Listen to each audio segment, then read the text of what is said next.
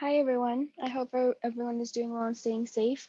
Today we're going to be talking about how to identify the purpose of a text. So what we have here are little sentences or little passages, and we're basically going to be reading them and try to identify what the purpose of the text is. So to give you a rundown of the options, the first option we have is to persuade. So usually when an author is trying to persuade you, they're trying to convince you to do something or convince you to believe a certain thing, basically just trying to persuade you about something. To inform is to educate you. So the author wants to provide you information so that you can learn it and know it. And finally, to entertain is to entertain you basically. So the author's purpose when they're trying to entertain is they're trying to give you a sentence or a passage so that you're entertained and that you have fun reading it. So now let's go ahead and look through some of the examples and see if we can answer them. So the first sentence is Vincent gasped. A bird was in his living room, flying in circles. So is this trying to persuade us of anything? No. Is it trying to inform us of anything? Well, it could inform us that a bird is in his living room, but that's not really super relevant information. And finally, to entertain, yeah, I would say so because I think it's pretty entertaining to think about a bird flying around in someone's living room. Nice. So now the next example is kangaroo juice's delicious mixture of orange, apple, and strawberry will keep you jumping all day. Drink up. So is this to entertain? Not really. There's not really any interesting thing going on here that's supposed to be funny.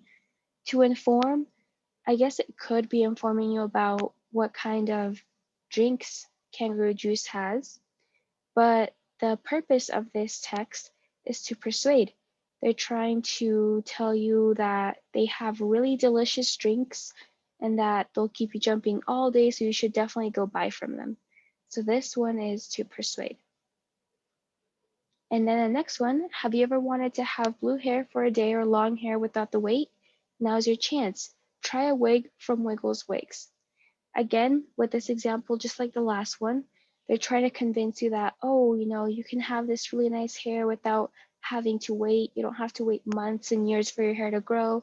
You can have it just for one day and take it off at the end of a day. So you should definitely go buy a wig. So then this purpose is to persuade. And then finally, the last one. From inside their tent, Matt and his dad heard a coyote howl. How close do you think it is? Matt asked.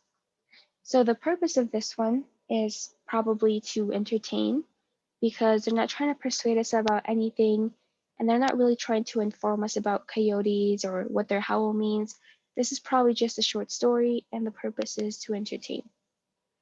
All right, so now that we answered a couple ones, I'm going to give you some quick skills on how to identify the purpose. So once again, if the author is trying to persuade, you're trying to look for things that are going to be targeted at you. So like, buy this, or try this, or we offer this. And those kind of sentences are usually to try and persuade you to do something.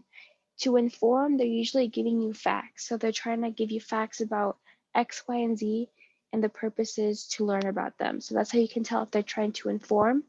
And finally, if the author's purpose is to entertain, it'll usually sound like something from a story, something that's meant to be funny or meant to keep you guessing what's going to be happening next. So yeah, those are basic skills on how to identify the purpose of a text.